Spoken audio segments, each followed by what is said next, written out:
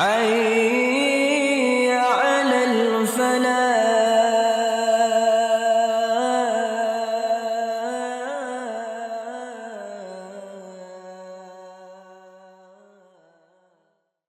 Bismillahirrahmanirrahim. Alhamdulillahirabbil alamin. Wa bihi nasta'inu ala umuri dunya waddin wa ala alihi wa sahbihi ajmain. Asyhadu an la ilaha illallah wahdahu la syarikalah wa asyhadu anna Muhammadan abduhu wa rasuluhu allazi la nabiyya ba'dah. Amma ba'du. Ibu-ibu, bapak-bapak daramang, alhamdulillah. Saha anu teu acan di sepitan? Milih anu bae di sepitan gitu. Beda aya hitanan masal. Ya. Ibu bapak jamaah yang dimuliakan Allah Subhanahu wa taala, tidak terasa sekarang melanjutkan kitab sirah, ya. Kitab sirah. Insya Allah saya sudah membuat bahannya, sudah saya ketikkan bagi Bapak Ibu yang ketinggalan bukunya, atau Bapak Ibu yang belum sempat membeli buku Nurul Yakinnya, itu sudah saya fotokopikan, ya.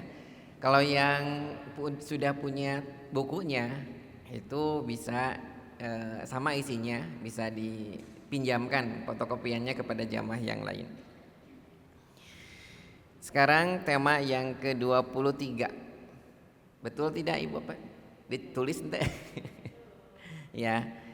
Tema yang ke-23. Temanya Matali'u Quraisyin lin Nabiyyi sallallahu alaihi wasallam. Itu ya. Bapak Ibu bisa dilihat dalam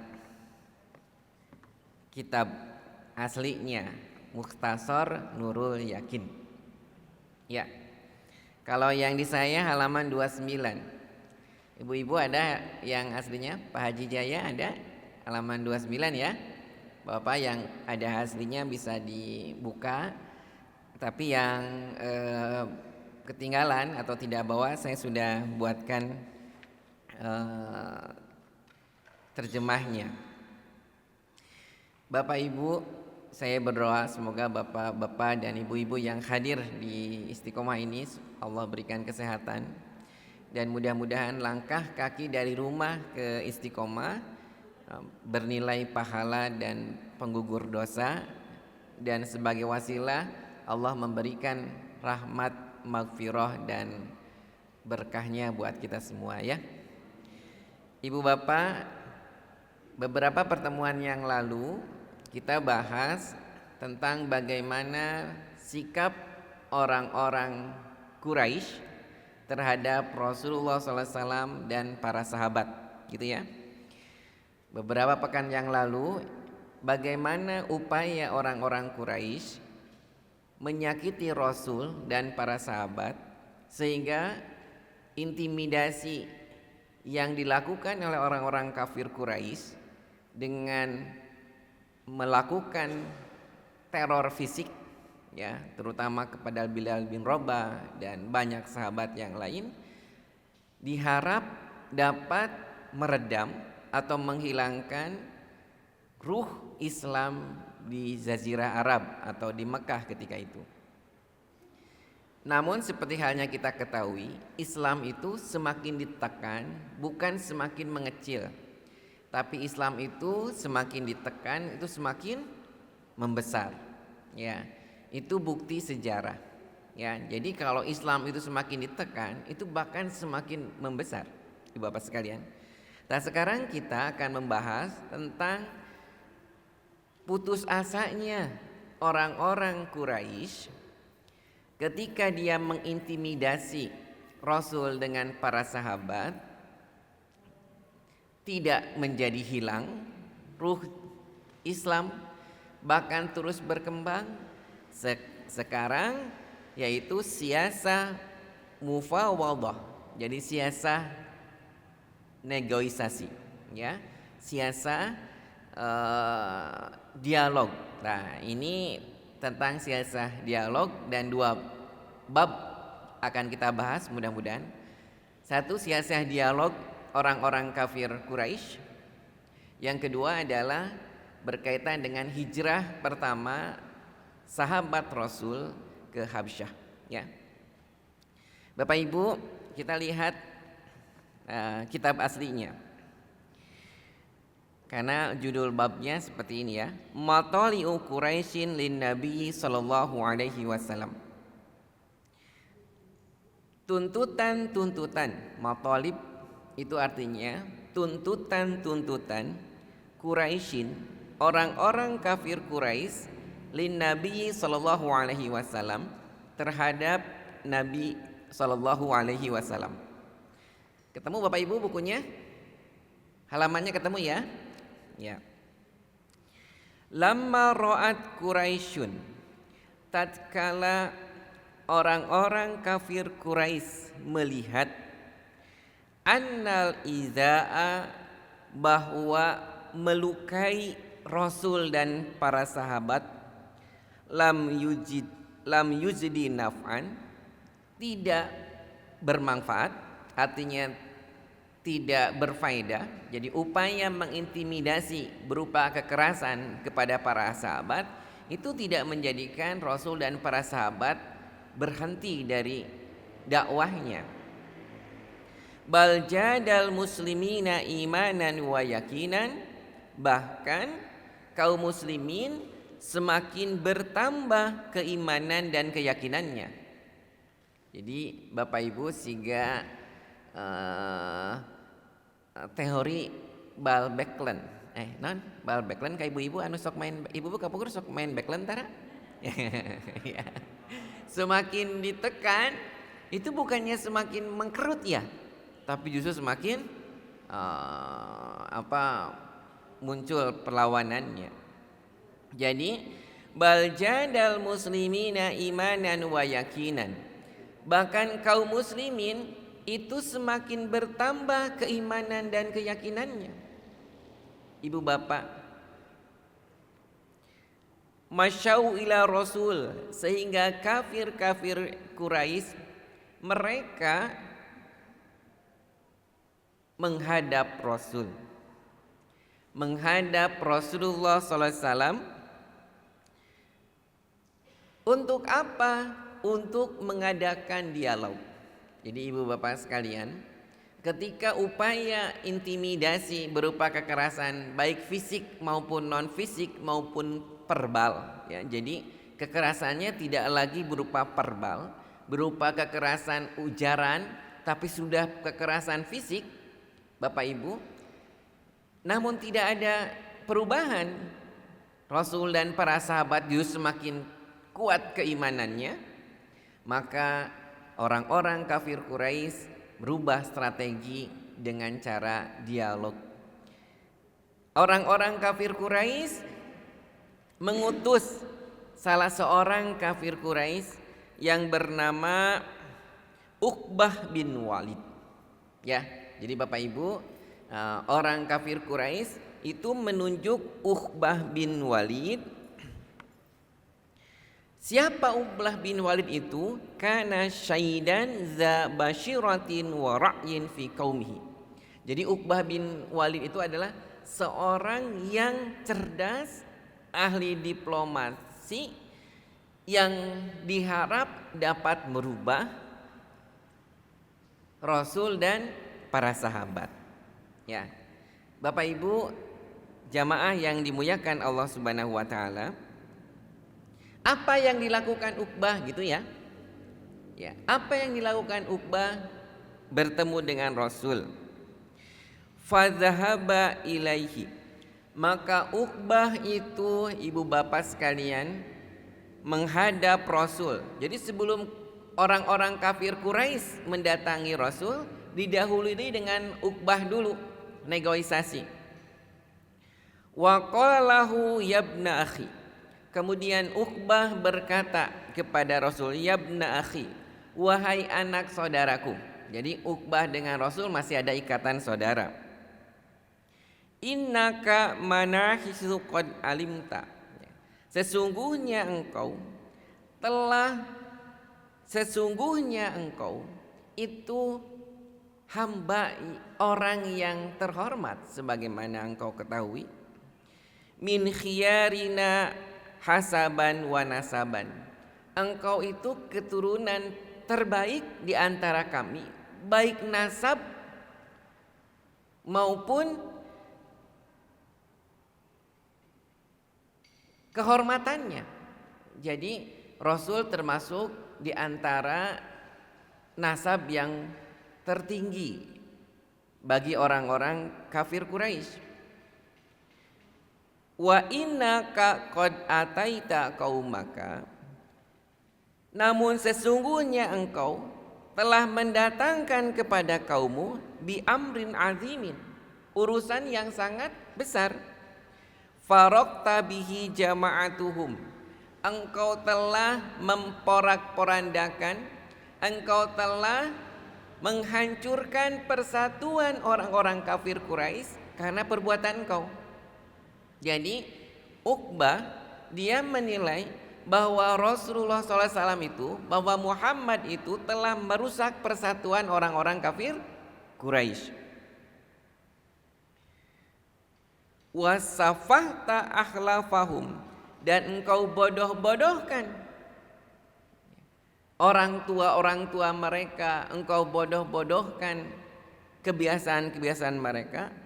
Wa ibta alihatahum wa dinahum, dan engkau cela Tuhan-Tuhan mereka dan dewa-dewa yang disembah oleh mereka. Jadi Rasulullah SAW itu menzohirkan ketidaksetujuannya terhadap perbuatan orang-orang kafir Quraisy, Bapak Ibu. Kemudian wa kafarta man mado min abaihim, dan engkau juga telah mengkafirkan orang-orang yang telah tiada di antara orang tua mereka. Fasma minni in kunta turidu. Fasma minni, dengarkanlah aku. In kunta turidu, jika seandainya engkau berkeinginan. In kunta turidu malan, ya Muhammad, jika seandainya engkau berkeinginan memiliki harta yang banyak, jama'na laka min amwalina, maka kami akan kumpulkan harta-harta kami, hatta takuna aktsarana malan, sehingga engkau menjadi orang yang paling kaya di antara kami. Jadi Bapak Ibu, Uqbah ini berpikir, wah, Muhammad itu barangkali ingin menjadi orang yang paling kaya, karena Muhammad itu dari kecil anak yatim, tidak punya harta, sehingga dia membuat hal-hal yang baru, membuat madhab baru mungkin ya, supaya orang-orang Quraisy banyak pengikut, dia menjadi kaya raya dengan banyak pengikutnya. Uqbah berpikir, in kunta turidu malan, jika seandainya engkau berkeinginan untuk memiliki banyak harta, jama'na laka min amwalina hatta takuna aktsarona malan, maka kami akan kumpulkan harta-harta kami sehingga engkau memiliki harta yang paling banyak. Kemudian wa in kunta turidu syarafan, jika engkau berkehendak menjadi orang yang paling mulia di antara kami, sawadana alaina, maka kami akan angkat engkau menjadi pemimpin kami, gitulah ya. Jadi Uqbah bin Walid itu mengiming-iming Rasul dengan hal-hal yang bersifat materi.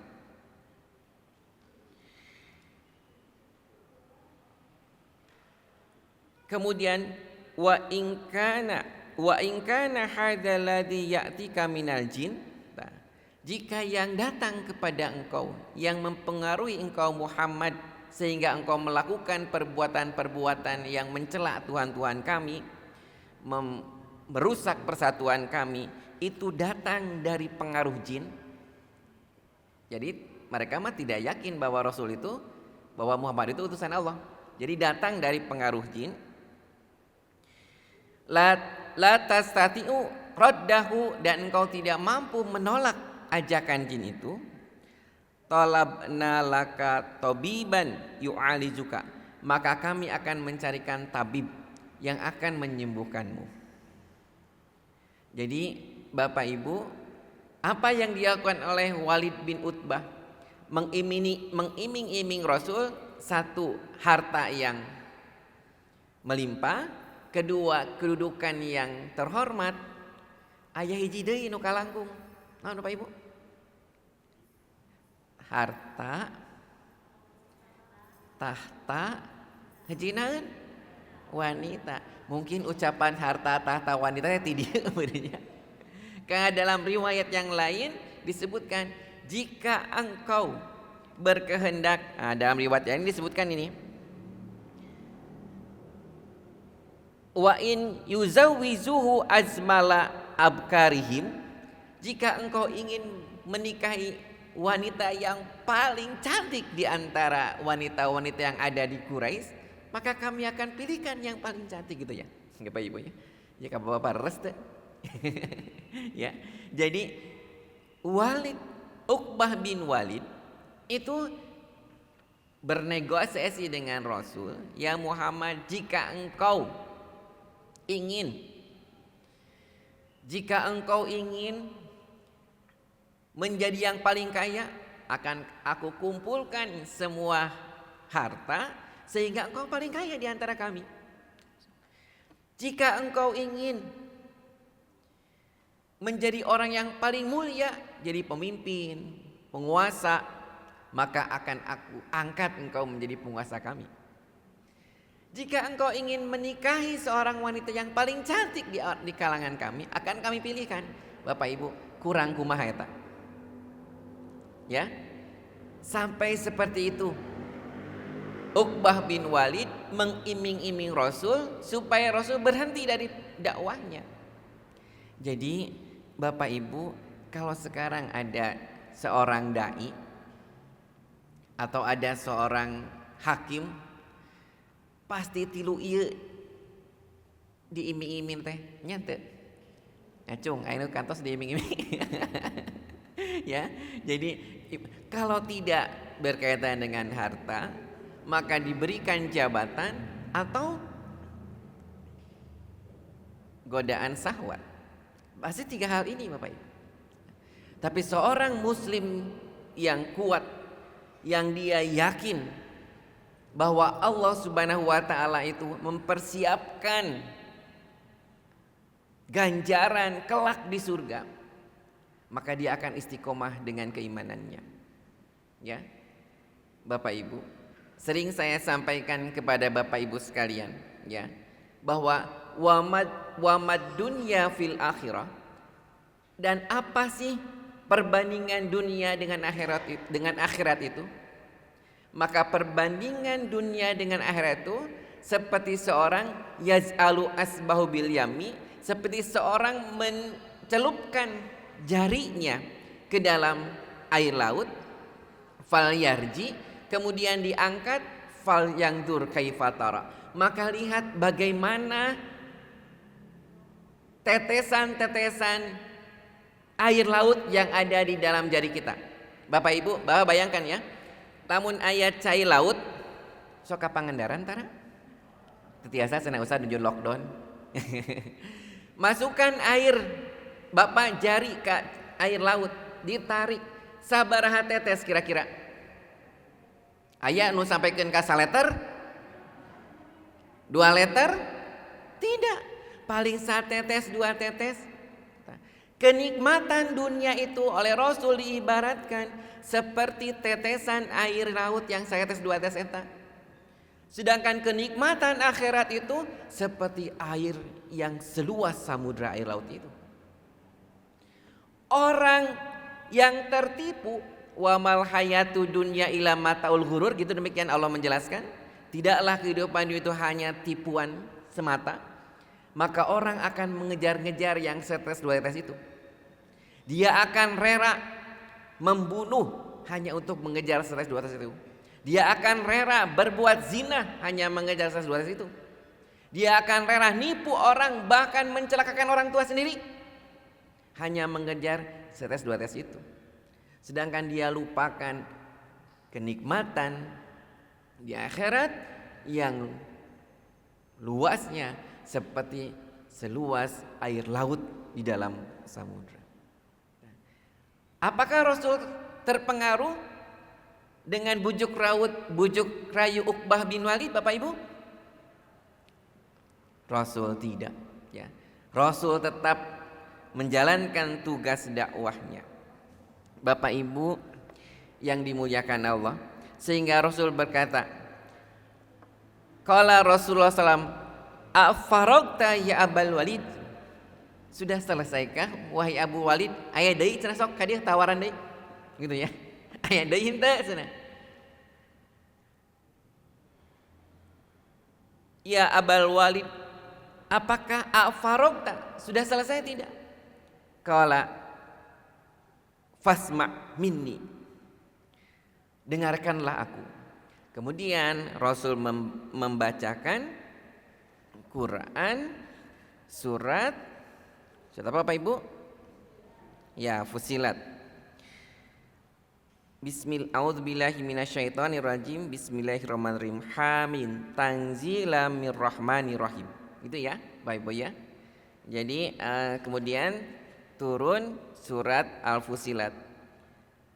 Ya, surat Al-Fussilat ini menjelaskan bagaimana Rasul menjawab tawaran dari Uqbah bin Walid. Jadi Rasul tidak dijawab lagi dengan logika juga, tapi Rasul menjawab dengan firman Allah. Hamim tanzilun min rahmanir rahim. Al-Quran ini turun dari Tuhan yang maha pengasih lagi maha penyayang.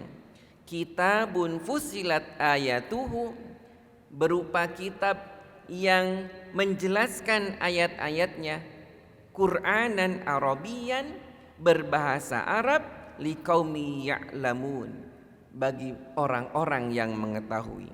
Basyiran wa nadhiran, Al-Quran ini sebagai basyiran, kabar gembira, wa nadhiran, sebagai peringatan.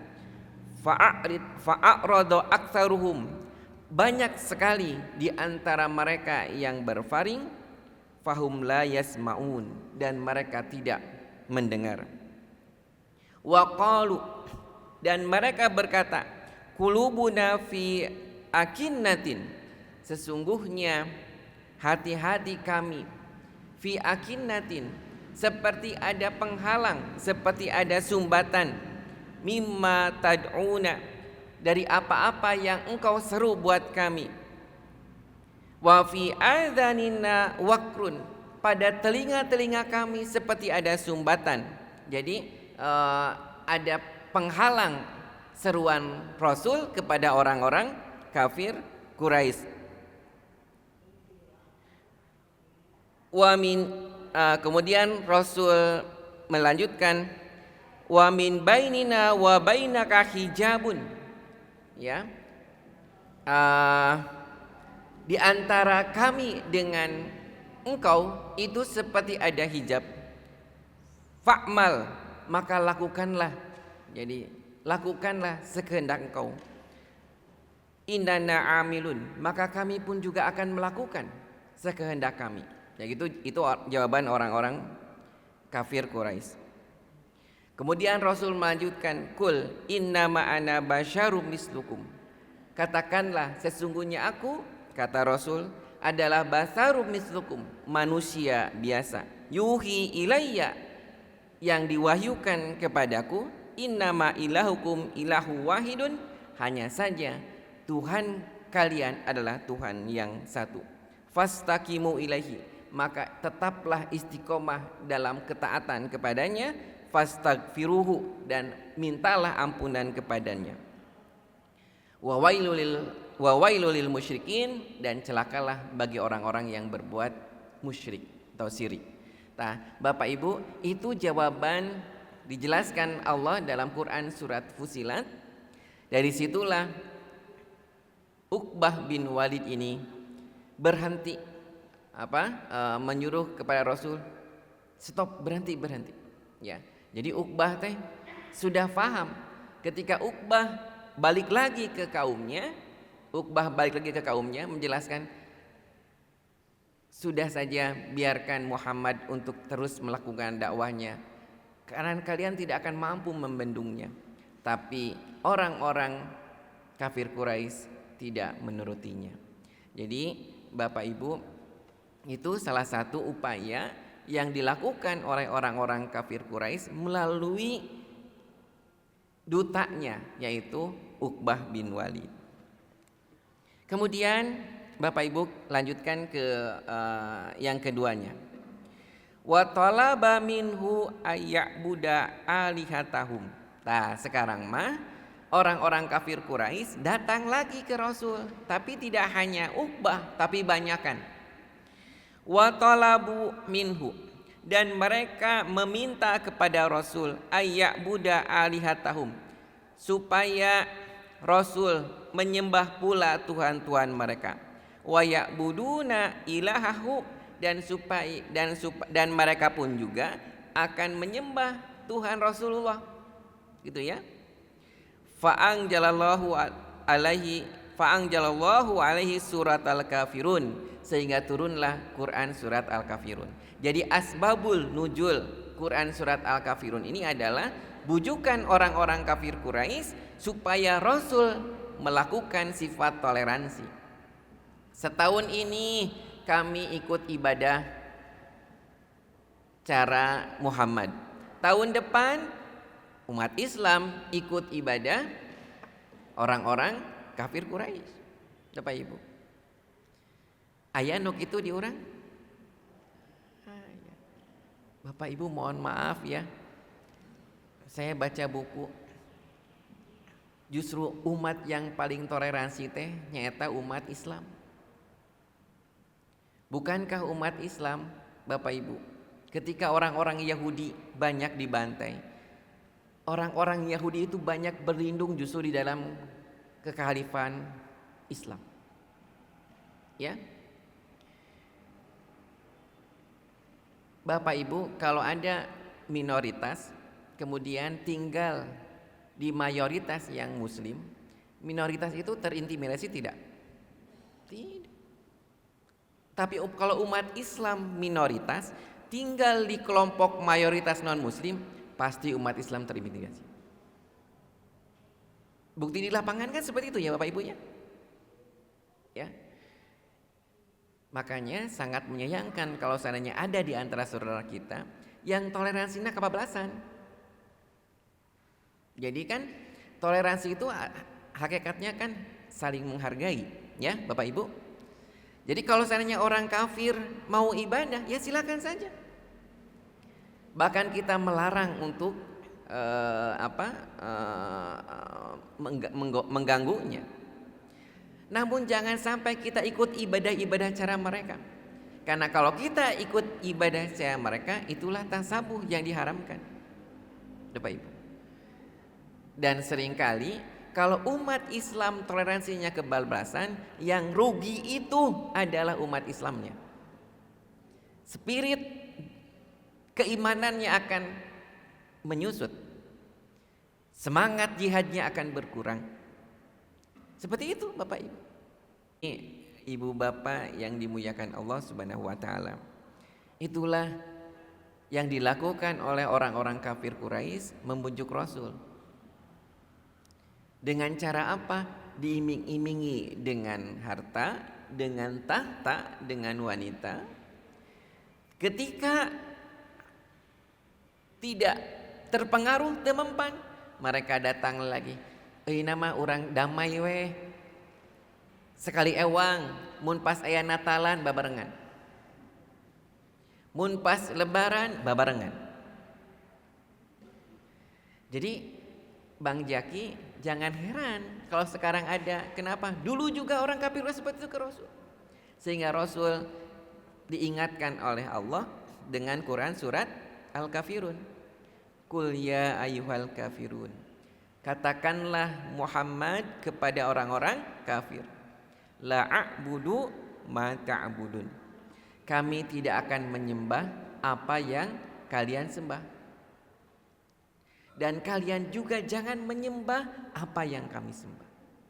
Lakum dinukum waliyadin. Bagimu agamamu, bagiku agamaku.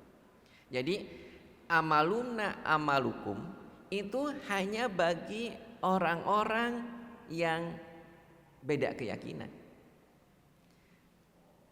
Kalau dengan sesama muslimah, tawasau bil haq, tawasau bisob. Jadi Bapak Ibu ya.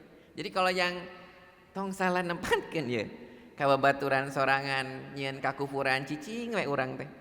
Jadi ketika saudara kita berbuat kekufuran, saudara seiman berbuat kekufuran, berbuat maksiat, kita diam.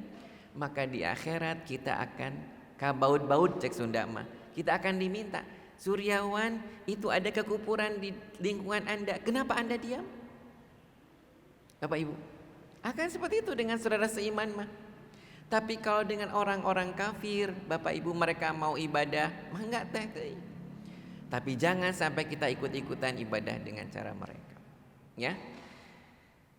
Turun Quran surat Al-Kafirun. Itu sikap tegas dalam urusan akidah. Jadi kalau dalam urusan akidah mah teu aya anu abu-abu. Hitam dan putih. Kan aya acara hitam putihnya Bapak Ibunya. Ya. Bapak Ibu yang dimuliakan Allah Subhanahu wa taala. Kemudian yang ketiganya, falamma aisu. Nah, tatkala orang-orang kafir Quraisy, ya, yang ketiga nih, falamma aisu, tatkala orang-orang kafir Quraisy itu berputus asa, talabu minhu. Jadi ku Rasul itu yang kedua supaya toleransinya dengan dibagi cara ibadahnya dijawab dengan Quran surat Al-Kafirun gitu ya. Yang ketiga, falamma aisu, tatkala mereka sudah berputus asa, talabu minhu ayyusqita minal Quran. Orang-orang kafir Quraisy meminta kepada Rasul untuk menghapus, untuk menghentikan dari ayat-ayat Quran ma yughiduhum min zammi alihatihim wa ibadatihim. Ayat-ayat yang mencela, yang menghinakan Tuhan-Tuhan mereka dan cara-cara ibadah mereka. Jadi sok weh enggak apa-apa, teruskan Anda dakwah, teruskan weh dakwah, tapi ayat ieu tong disampaikeun. Tapi ayat ieu nyampaikeun eta sing lenyap pisan. Ya. Tah, ayat ieu weh disampaikeun mah ayat ini aja, dipilih-pilih. Ya Bapak Ibu. Wa yubaddilahu bil Qur'anin akhar, dan ganti ayatnya dengan ayat yang lain. Ya Bapak Ibu, aya nu kitu diurang ayeuna. Ya. Ayat jihad mah tong disampaikeun geus. Riweuh ieu mah ieu ganti persepsi jihadnya teh ina ku harta. Jadi Bapak Ibu, kalau sekarang ada seperti itu, dulu juga kayak gitu. Sejarah mah berulang. Ya. Tinggal kita mau jika membuka sejarah Bapak Ibu. Ya. Jadi sejarah itu berulang. Rasul diiming-imingi dengan harta, dengan tahta, dengan wanita, dengan jabatan. Zaman sekarang ketika orang istiqomah melakukan dakwah amal ma'ruf nahi mungkar, terkenal weh, diterima iming-iming harta itu, jatuh, dia nggak bisa lagi berdakwah. Ya, sok weh dakwah, tapi ini mah bagi-bagi sok supaya aman. Bulan ieu ibadah cara anu, engke ibadah cara anu, ada kayak gitu. Hese wae, tos euy nama ayatna tong ngangge ayat-ayat anu bakal memicu hal-hal anu mengeruhkan suasana, ganti ayat-ayat yang lain. Ada seperti itu? Ada. Jadi jangan heran Bapak Ibu. Rasulullah terus ngajelaskan, Islam itu sudah menjelaskan upaya-upaya orang-orang yang non muslim untuk mendistorsi, menghancurkan ajaran Islam terulang lagi zaman sekarang. Terus ente Bapak Ibu. Nyanya gitu ya berenya. Nah, ayat Quran ini menjelaskan begitu tegas ya. Ibu bapak jamaah yang dimuliakan Allah Subhanahu wa taala. Kemudian selanjutnya yang keempat, fa'anjalallahu jawaban lahum, tah anu kaopat maka Allah turunkan jawaban bagi mereka. Iya mas surat Yunus ya punya. Ini jawabannya. Kul ma yakunu li, katakanlah, ma yakunu li, tidak ada bagiku an ubaddilahu, untuk mengganti-ganti ayat Al-Quran ini, min tilqai nafsi, sekehendak hatiku. Jadi Rasul menjawabnya dengan ayat Al-Quran. In attabi'u ila ma yuha ilayya, sesungguhnya aku hanya saja aku mengikuti apa yang diwahyukan kepadaku. Ya, ibu bapak, itulah seorang pemimpin yang memiliki pandangan ilahiyah. Ya. Jadi dia istiqomah di dalam menjalankannya, tidak terbujuk dengan hal-hal yang bersifat keduniaan. Kenapa demikian?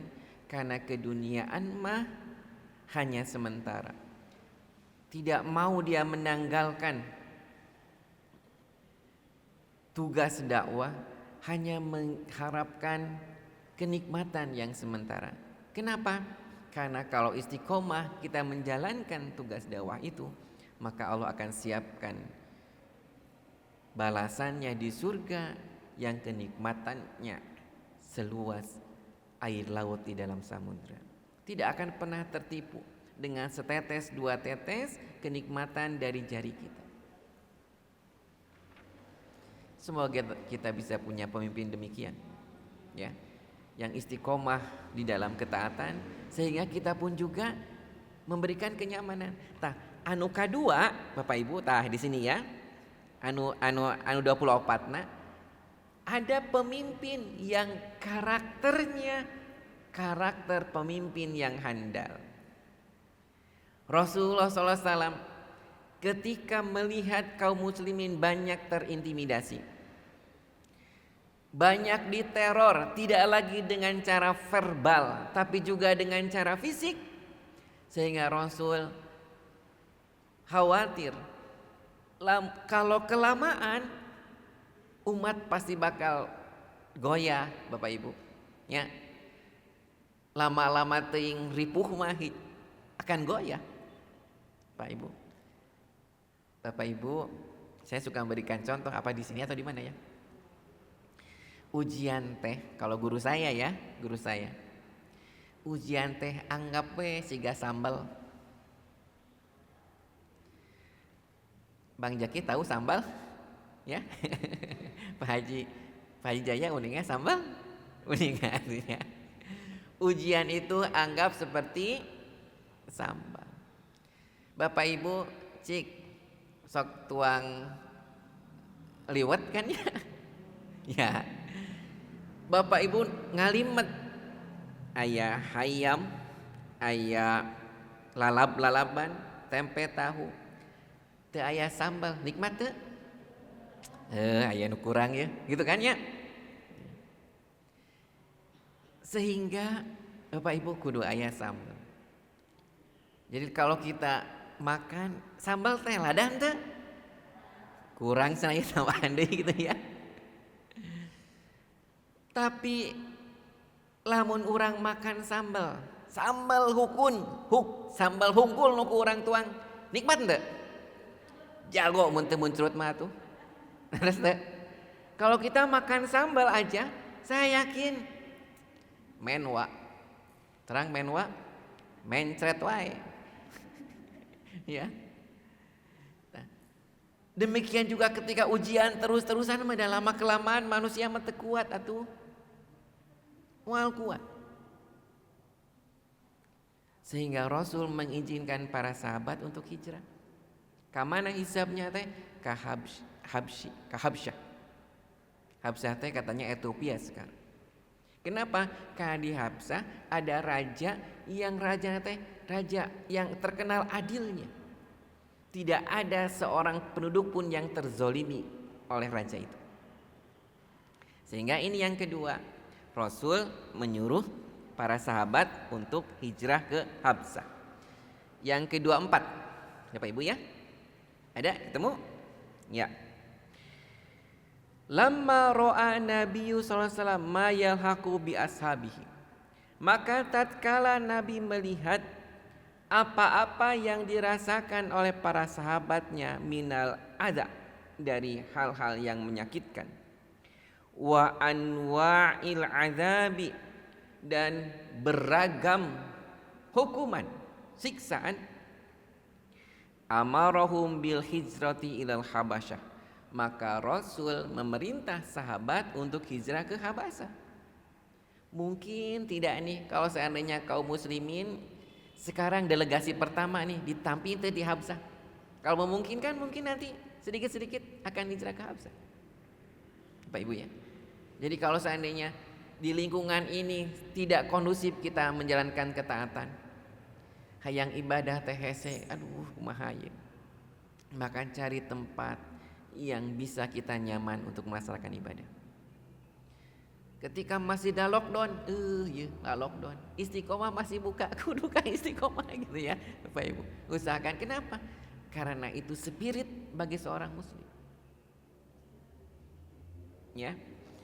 Ibu bapak, lamma ra'an Nabi, ketika Rasul melihat min ma yalhaqu bi asabihi, apa yang dirasakan oleh para sahabatnya mina azab, dari berbagai macam kepedihan, wa anwa'il azabi, dan beragam siksaan, amarahum bil hijrati ilal Habasyah, maka Rasul memerintahkan sahabat untuk hijrah ke Habsyah.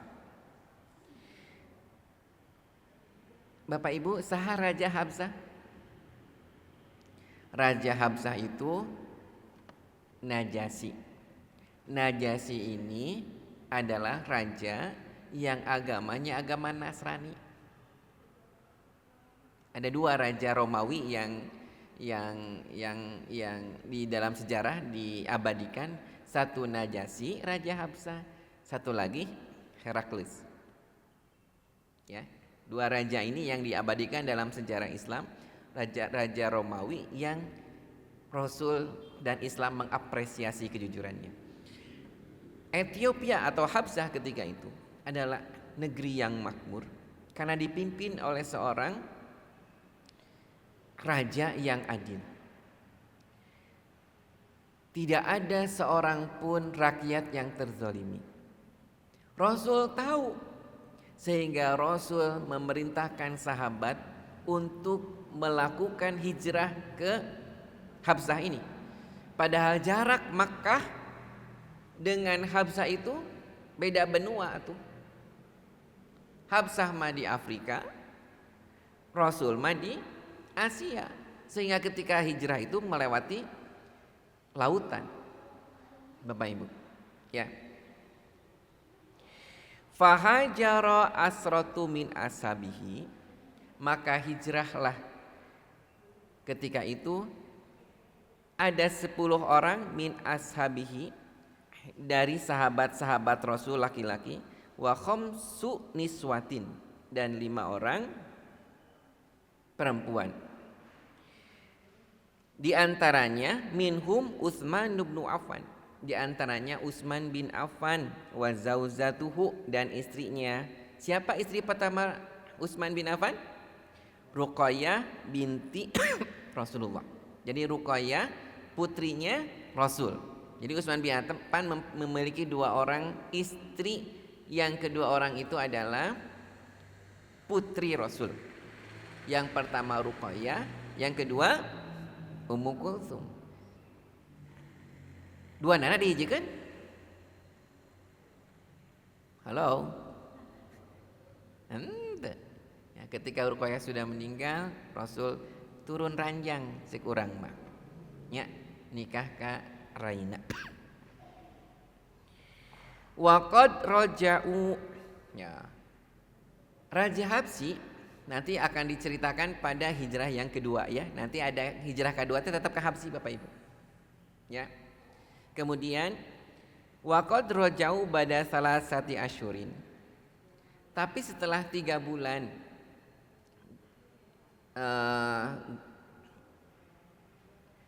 duta pertama ke Habsah, 3 bulan mereka kembali lagi ke Mekah. Kenapa kembali ke Mekah? Karena dapat kabar bahwa orang-orang kafir Quraisy telah menerima Islam. Ya. Nah dulu mah teu usum WA atuh. Ya, ya nama bisa di WA gitu ya. Dulu mah tidak usum WA. Sehingga 3 bulan mereka menetap di Hamzah, ada kabar bahwa orang-orang kafir Quraisy telah menerima Islam. Dia balik lagi ibu bapak ke Mekah, tapi hoax berita itu. Ya, sehingga nanti ada hijrah hijrah yang kedua, yaitu ke Hamzah yang kedua. Ya, Bapak Ibu, bisa babi alamil gurbati wakillati aladihim.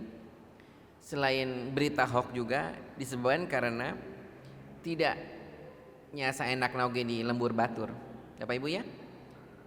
Seenaknya juga di tempat orang, pasti enakan kena di bumi nyari ya. Wakillati adadihim, dan sedikitnya jumlah kaum muslimin yang hijrah. Jadi asa 15 orang kayak itu kadia gitu ya. Wa kana dzalika fis sanatil khamisah minal hijrah. Dan itu terjadi pada tahun ke-5 selepas kenabian. Wahia awalu hijrati fil Islam, dan itu adalah hijrah pertama di dalam Islam. Jadi Bapak Ibu, nanti kalau ada kisah tentang sholat gaib ya, Bapak Ibu suka mendengar istilah sholat gaib ya. Sholat gaib itu hanya terjadi sekali di zaman Rasul, yaitu ketika Najasyi Raja Habsah meninggal dunia. Ya.